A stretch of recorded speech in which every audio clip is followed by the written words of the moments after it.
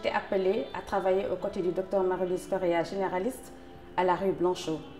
J'ai travaillé avec cette dernière de 90 jusqu'à 95 et un 15 mars 95, elle a été nommée ministre de la Recherche scientifique et de la technologie. Et c'est avec cette nomination qu'elle m'a promue comme secrétaire particulière parmi 7 millions de Sénégalais à travailler à ses côtés. Et à ce jour, me voilà, je suis restée au ministère de la Recherche scientifique, de la technologie, avec les nombreuses dénominations qui en ont suivi d'un remaniement à un autre. À ce jour, je suis restée au ministère de l'Enseignement supérieur et de la Recherche. C'est une grande fierté pour moi, c'est un honneur d'être nominée pour la seconde fois dans ce département. Je crois que c'est le sacre d'un travail assidu, d'un effort inlassable pour toujours donner le meilleur de moi-même dans les fonctions qui me sont confiées dans ce ministère. Le secret, c'est l'engagement, la détermination,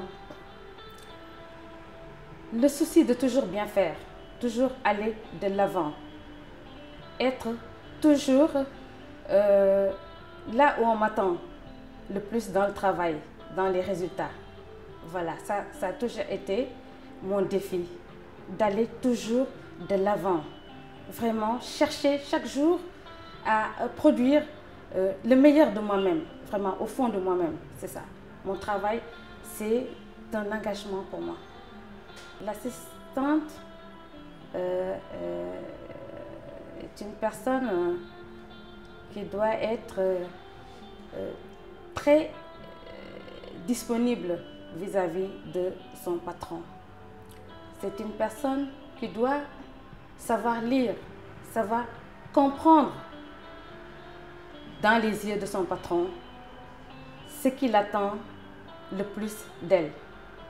C'est-à-dire une personne qui est là, qui gère ses arrières, qui veille sur son courrier, qui fait en sorte que le travail soit fait le plus rapidement possible et de la meilleure qualité possible, d'être très pointu, hein, d'être assidu dans le travail et avoir l'esprit sur les dossiers, pouvoir à tout instant répondre aux interpellations du patron.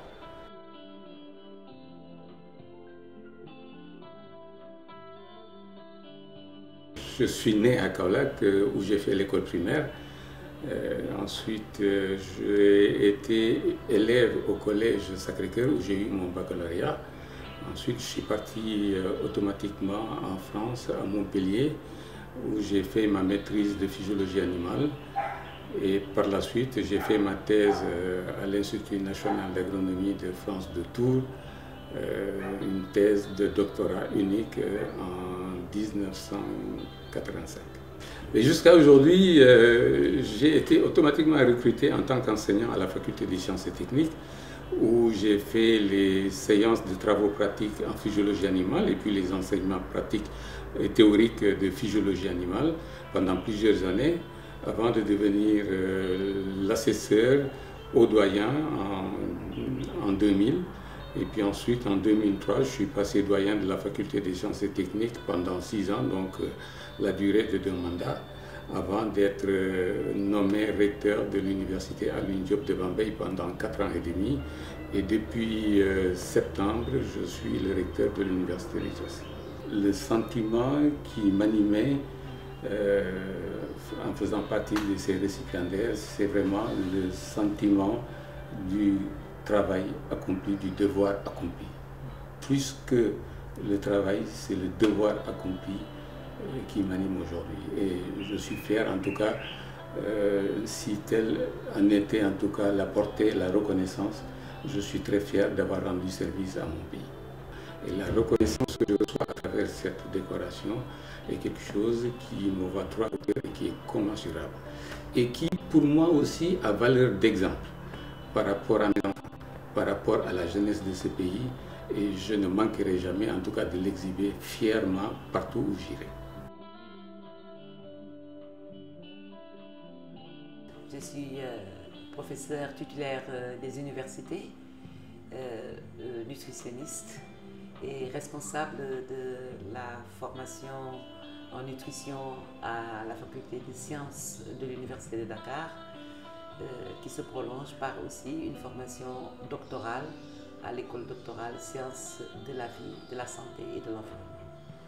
Je me sens extrêmement honorée par cette belle initiative et bien entendu, si on me connaît, je voudrais la dédier à toutes les femmes du Sénégal et particulièrement à toutes les femmes scientifiques du Sénégal. C'est un honneur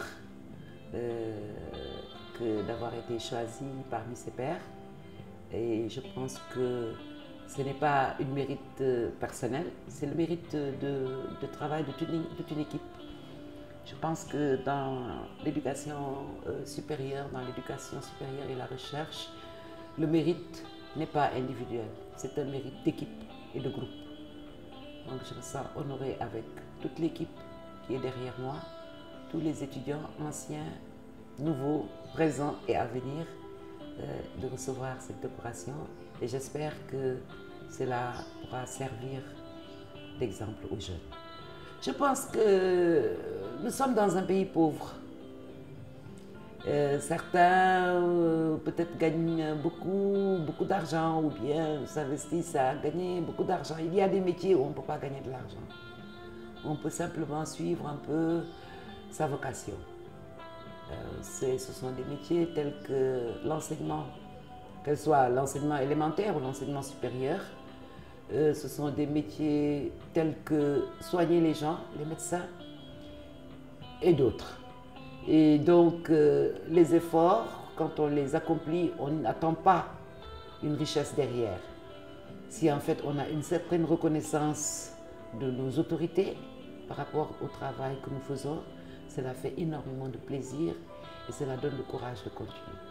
Mon secret, c'est la volonté, la persévérance et l'amour de mon pays. La volonté, la persévérance et l'amour de mon pays. Parce que j'ai un parcours assez atypique, mais je suis quand même revenue au pays pour pouvoir donner ma science à mon pays, aux jeunes de mon pays. Donc je pense que c'est vraiment ça.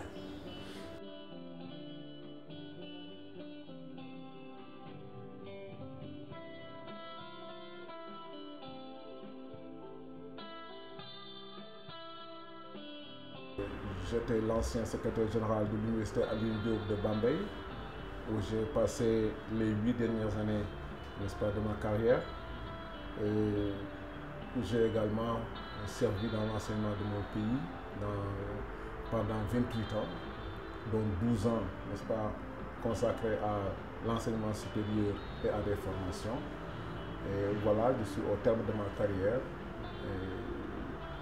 J'ai fait plusieurs universités dans le monde, aux États-Unis, en Grande-Bretagne, à Djibouti. Et j'ai servi, n'est-ce pas, à l'école normale supérieure de Dakar comme formateur avant d'aller à l'université de Bambey où j'ai été, n'est-ce pas, jusqu'au 18 août exactement. Et c'est ainsi que j'ai pris ma retraite. C'est un sentiment de satisfaction totale. Je devrais dire même que cela procède d'une réparation historique. Parce que personnellement, je pense qu'il y a des enseignants qui se sont distingués, créés à la main et qui n'ont jamais fait l'objet d'une décoration.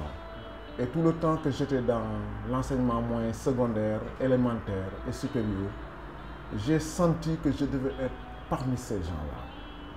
Mais le destin en a décidé autrement.